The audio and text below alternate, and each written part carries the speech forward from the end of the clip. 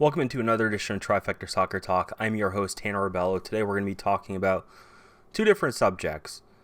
The United States men's national team playing Mexico on Thursday night, and the New England Revolution 2 opening up their MLS Next Pro season on Sunday at New York City FC 2.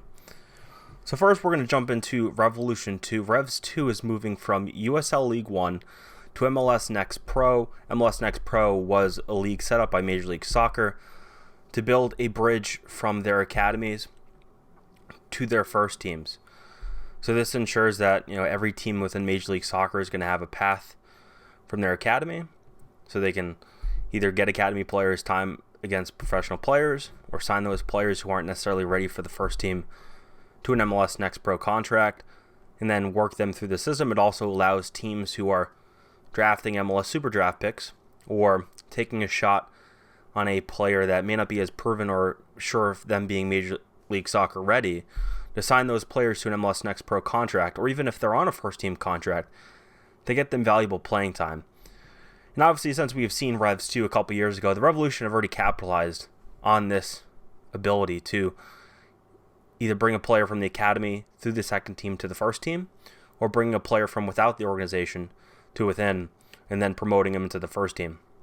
Or simply just getting MLS Super Draft picks and other players valuable minutes, whether it be preparing them for their career, like an Edward Kizza, who was drafted last year in the first round by the Revs and played with Revs 2, or a player like, you saw players like Christian Mafla or Earl Edwards Jr. or Brad Knighton get time with Revs 2 last year, just to get playing time, and some of them working back from injuries. So the Revs have already tested this out. They've had some success. If you look at some of their signings, you have Maciel, John Bell, Ryan Spalding, and Noel Buck, all that have been signed to the first team after starting off their career with the second team. In the case of Noel Buck, he was a homegrown signing off of the second team after coming out of the academy at 16 years old. So there's already a proven track record there for the Revolution. What MLS Next Pro does, it sort of connects everything more together. MLS, with the sheer amount of franchises, is able to really geographically position their divisions within MLS Next, so it makes travel a little bit easier. They can also make it that the second team can travel with the first team to a market, so it can consolidate a little bit traveling expenses as well. So there's a lot of different things like that, and it's also more connected to the MLS structure, so there's going to be better things that comes with that rather than USL League 1, which was more professional players. MLS Next Pro will be more younger players, academy players. So it's a little bit different from a roster composition perspective. But in terms of how many players you can have, how many academy players you can have in the field at one time, how many pro contracts, everything like that is pretty much the same. The biggest competitive difference between MLS Next Pro and USL League 1 is the fact that Major League Soccer is actually introducing a penalty shootout to finish games, which is different. This is an interesting concept done by Major League Soccer here with this league. If a match ends in regulation with a draw, it goes to a shootout. Both teams get a point, which is actually similar to what the National Hockey League has done when their overtime system. So both teams will get a point regardless of the outcome of the shootout. But if you win the shootout, you get an additional point on top of that. So if you have a draw in the game, win the shootout, you get 2 points. So you're not getting the full 3, but you're still getting that extra point. It's interesting to me. Obviously, Major League Soccer used to have shootouts way back when, but the rest of the game doesn't do that. The rest of football doesn't do that. So they got rid of it for the better, I think. But it's interesting to see Major League Soccer, try this out here, and maybe is there an opportunity to sort of use it as a proving ground, MLS Next Pro, and test things out, see if they work, get some real live data on it, then potentially implement these policies and these rules on the Major League Soccer level. We've seen Major League Baseball do that with pitch clocks and things like that in their minor league system. So what MLS Next Pro also allows Major League Soccer to do is to sort of test these things out, test out new strategies, and see if it works or not, and to get some real life data on it rather than just sitting in a room and theorizing. They're actually going to get real life data off of these matches. Another thing I thought was interesting, we were talking with Revolution 2 head coach Clint P.A. previewing the season and the match against NYCFC 2, and the notion of the penalty shootout was brought up, and he made some pretty good points. So we're going to hear from Clint P.A. on what he and how he's approaching the shootouts. Yeah, I think the change is, it's a little different. I think it will be exciting for viewers, and I think as a coach, the beauty I think in it is at least you get your point still if you lose it, so you still get something from it. For the players, it would just add a little bit extra element of pressure that will be interesting to see how they deal with it. So I don't really have an issue with it. We'll see how it plays out throughout the course of the season, and kind of we'll be able to make a better judgment as time moves on. Yeah, and I think the point that he brought up that was interesting to me was the pressure, the added pressure it's going to add to players who are going to have to step up and score a penalty late in these games. It's going to add a little bit of pressure, and I think for some of these players, getting that pressure in this moment is a good thing. To make them better and stronger and see what they have to work with when they're actually in Major League Soccer or in a higher league than that or in a big situation in their future career. And at least they have something to go back on and say, I was under this pressure situation. And there's some tournaments that you need penalty shootouts, right? The Revolution first teams had penalty shootouts in CONCACAF Champions League. It had NYCFC in the playoffs last year. So penalties are a part of soccer, especially in big moments, big tournaments. So to get these players that experience of being under pressure and being able to fake out the goalkeeper, put a quality shot, have commitment, have confidence in their ability to put it in the back of the net, even for a goalkeeper too, to get that experience to work on penalty shootouts and making saves and doing the homework you have to do to see which side of player favors. I think it's really, really important, actually, and I think it could be a big benefit for these players, even if they don't end up introducing this rule to Major League Soccer years down the road. I think there's benefit to it just beyond how it finishes the game, and I think it adds genuine, consumer interest. I think fans are going to like the way this ends. I think it might be a novelty that wears off, but ultimately we'll see what happens. Revs 2 have been working on penalties in training. Damian Rivera was asked about penalties, and this is what he had to say. Yeah, recently after practice, everybody on the team has been practicing pens quite a lot, I would say. I'll say at least 2 times out of the week we've been all taking pens after training, so it's going to be different, but I think, we'll be ready for that challenge. In 2022, the Revolution will actually have fans in the stands for Revs 2 home matches. The first 2 years, due to COVID protocols, they didn't actually have fans in the stands. So they'll have fans in the stands starting with the April 3rd home match. They'll start to have fans in the stands, so we're going to hear from head coach Clint P.A., midfielder Noah Buck, and midfielder Damian Rivera on their thoughts of having fans in the stands and how it helps them. Yeah, I think terrific for our guys. It's always exciting when you walk into a stadium and there's people there to cheer for you and to root you on and give you that extra lift from the get-go. So the ability to play in front of fans will be, I think, also adds to the pressure that players have to deal with if they want to make it to the next level. And I think it will be a wonderful opportunity. It's going to be great. Playing in front of fans is just really fun, and I think it's really important to the team to get that motivation to really try to win the game, and I think it's going to be vital for to have fans. Yeah, no, I think it's really important for us having fans. I think it'll motivate us in a way to have fans in the stadium now, and I think it'll push us throughout the year. We're starting to see players like Noel Buck and Damian Rivera and Justin Rennicks and a whole host of these players that are playing time with the first team in terms of training and then also training with the second team. So we're going to hear from Noel Buck on how hard it is to really make that adjustment mentally to go from a first team practice to a second team practice. Sometimes it's a bit difficult, because this is different preparation from a first team and a second team. But as I said before, it's coming in every day and doing the work, no matter what team you're on. And although it's been difficult, I'm still trying to improve and coming in every day to work hard.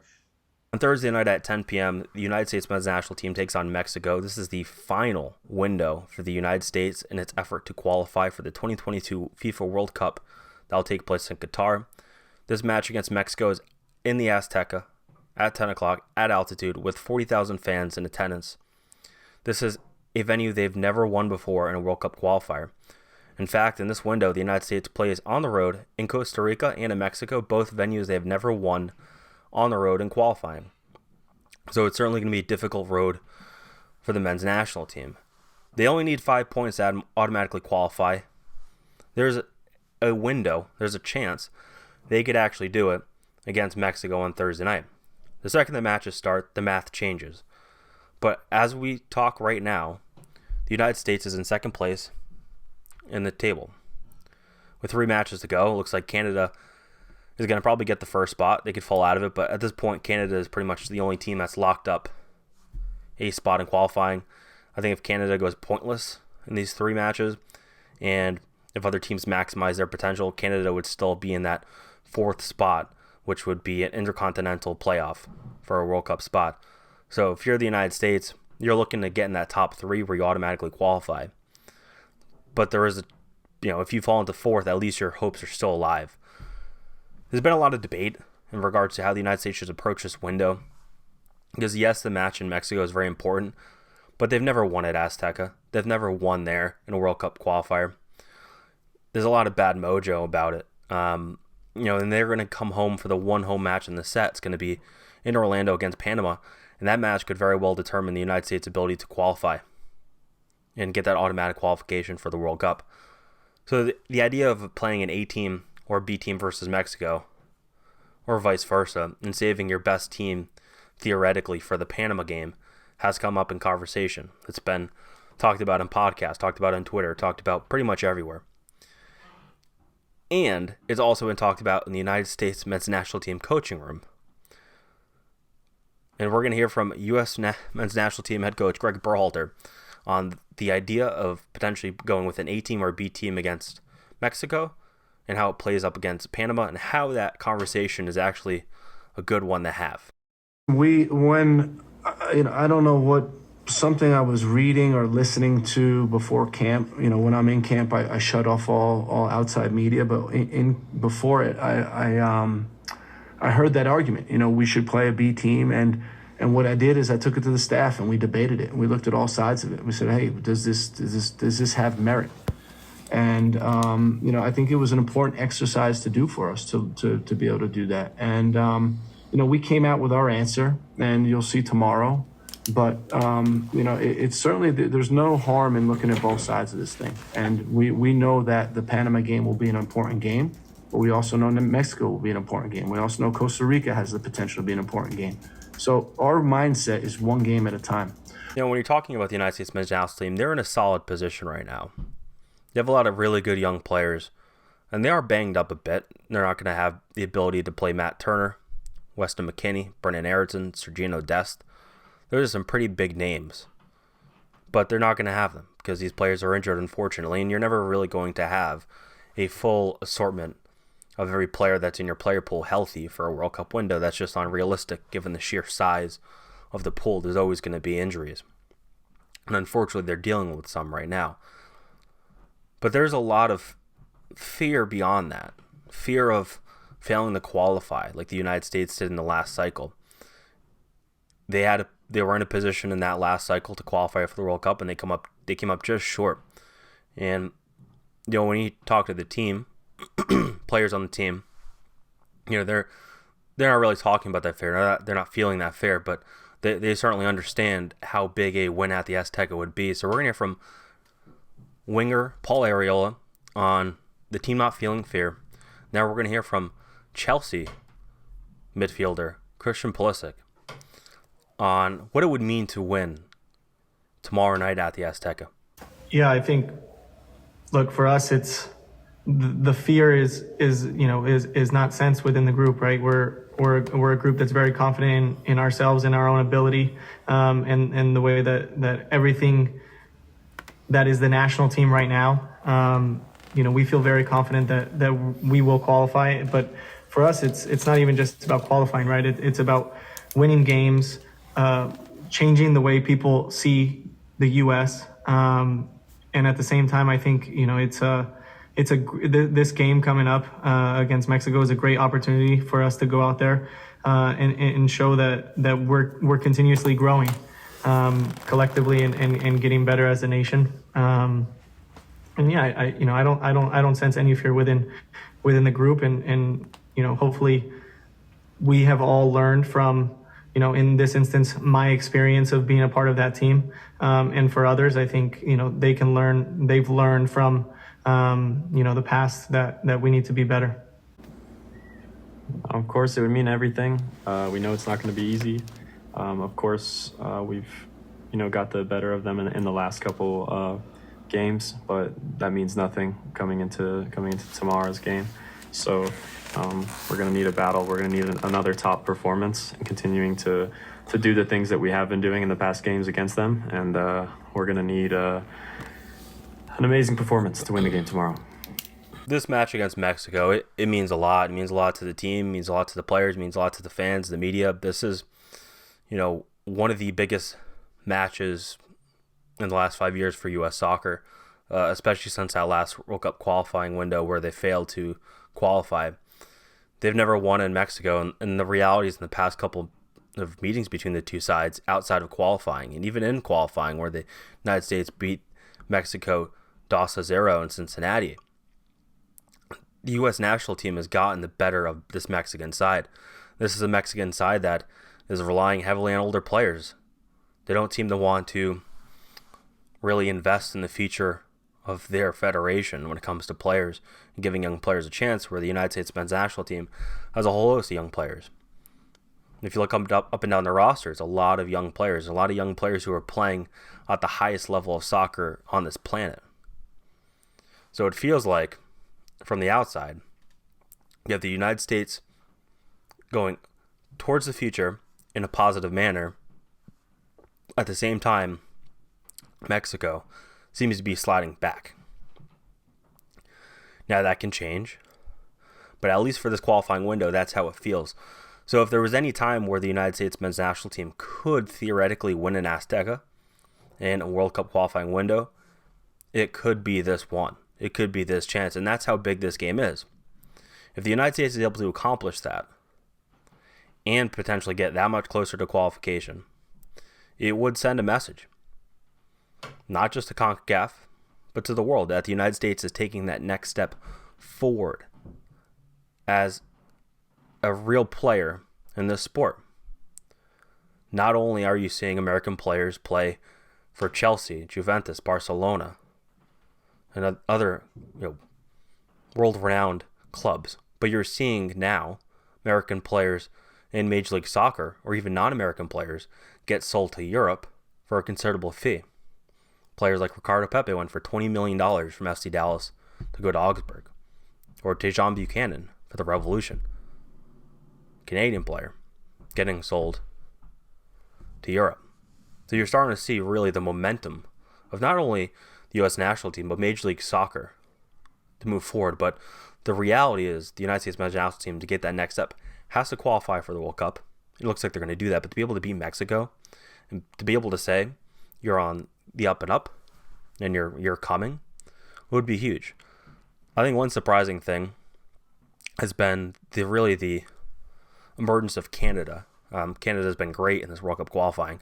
Really good young players. Players like Tejan Buchanan, as previously mentioned, or Alphonse Davies, who's coming back from injury. Really talented players in Canada too. So I think you're really seeing a changing of the guard where, who knows, the next couple of years it could be all US and Canada when it comes to CONCACAF. So it's a big moment on Thursday night for the United States. And we're going to hear from U.S. men's national team head coach Greg Berhalter on what this moment means to him and his coaching staff. Yeah, it's a great question, Charles. And one thing I told the staff in our meeting as we started camp was, this is probably the biggest week of our lives as professional coaches, and that's just honest. I've coached in Columbus and I coached an MLS final and stuff like this, but this is bigger than that. And what I reassured the group is we've all coached in 3 games before. We've been through qualifying already. We've coached a lot of games before, and we have a process, and just stick to the process. And I think that's what's making it easy both for the staff and the group, is we just stick to the way we work. It's been successful so far, and that's what we continue to do. And I think the second thing is just staying in the moment. And instead of getting ahead of ourselves, it's just being present in the moment, paying attention in the moment, and going from there. And I think there was a lot of honesty there from Greg Berhalter. Talking with him prior to this match, the day before, really honest. Obviously not going to say what his lineup's going to be, but incredibly honest and forthright in terms of the reality, right? The reality that it's going to be very difficult to win at Azteca, but this 3-match window really is not just going to define himself and his coaching staff, but really U.S. soccer. It's going to be it's really going to define the next couple of years and how they go. And the fact that the United States and Mexico and Canada hosts the World Cup in 2026, this is really that intermediary step where you can show the rest of the world you're a real player in this space. You've qualified for a World Cup. You're going to be in the World Cup. And then really build to potentially competing for a World Cup and winning it in 2026. Obviously, if you qualify this year, you want to do the best you can. You still want to try to win it. But in reality, this is that next step for the United States just to get back to the World Cup. And it all starts with Mexico tomorrow night. Game's going to be on Paramount Plus, CBS Sports Network. And we'll see if they have an A team or B team for the United States men's national team. But either way, this is going to be a big boy match. This is going to be critical. And when I was wrapping my head around it, in terms of A team versus the B team, personally, what I would do, it's a tough one. But I think if you go with your B team, you're sort of sending a message to your roster that, we're not trying to win this one. It's the Azteca, it's a World Cup qualifier. We're not trying to win it. That's what the message I believe it would send to the team. Now, you can spin it however way you want if you're the coach, and you could spin it a certain way where it doesn't come across like that. But that's the way I would perceive it. So that's why I think the United States goes out and they try to get 3 points, and they worry about the Panama game after this game. Because this game against Mexico just means so much to the United States. And just to be able to say we beat Mexico in a World Cup qualifier at the Azteca. And to be the first team to be able to do that, first coach to be able to do that, that means a lot. So I think they're going to go out and they're going to try to get this win, try to get 3 points. And if they're able to do that, it really takes the pressure off of the game in Panama, and especially that game in Costa Rica. Because if the United States is not qualified prior to that Costa Rica game, watch out. Because that could be very, very bad. Make sure to follow me on Twitter at Tanner Rebello. I'll have a live blog for the U.S. v Mexico game. I'll have a recap of the game the next day on Trifecta Sports Talk. And then I'll have full coverage of Revs 2 for Sunday's game against New York City FC 2, as well as all the qualifiers for the World Cup for the U.S. men's national team and any other news that comes across. Obviously, the Revolution first team is off until April 2nd, when they're going to come home and play the New York Red Bulls in Major League Soccer play. So I'll love your coverage here. Make sure to read TrifectaNetworkSports.com. Thank you for watching, and enjoy the games.